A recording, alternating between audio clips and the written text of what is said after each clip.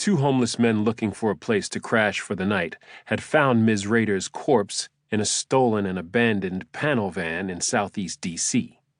She had been naked and spread-eagled on the floor, her wrists and ankles lashed with half-inch nylon webbing through eye bolts turned into the walls of the van, which reeked of bleach.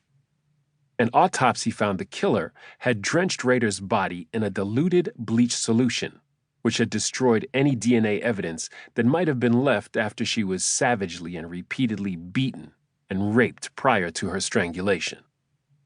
At first, we treated the rape and murder as a one-off, and in the crucial first 48 hours, we focused on Rader's work at the Stallion Club, a strip joint in suburban Maryland, and on her ex-boyfriend, a biker from Roanoke, Virginia, who'd been convicted of some minor crimes in the past.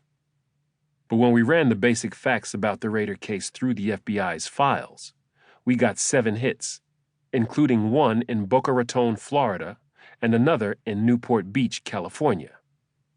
Like Kissy Rader, both victims had been petite, buxom blondes, and single moms of young children. And like Kissy Rader, both women had been raped, beaten, and then throttled with a fine silk tie. None of the ties carried a manufacturer's mark, which had us stymied for almost a week. But then Sampson started researching shops that specialized in high-end ties, and that was what led us to the Georgetown boutique. We went inside and were greeted with the scent of some kind of essential oils misting the air, cedar and something I couldn't quite place. Whatever it was, it seemed to put me in a better mood, although that could have been due to just getting out of the pouring rain.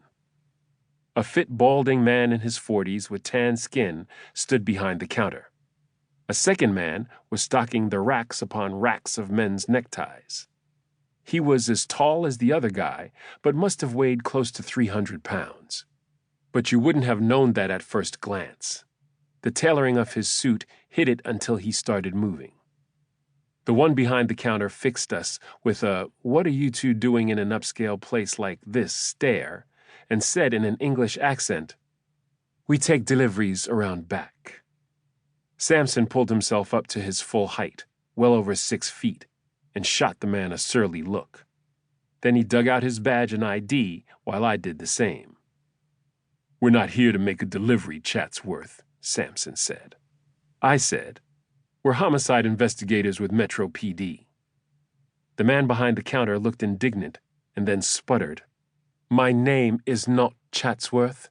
It's Bernard Mountbank, and we know nothing about any murder."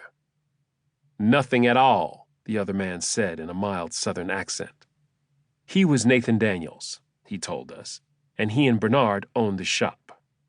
"We didn't say we thought you were involved in a murder," Sampson growled. "We need your help." "We hoped you could help identify this tie, gentlemen," I said, holding out the evidence bag. "The manufacturer. Anything at all you can tell us."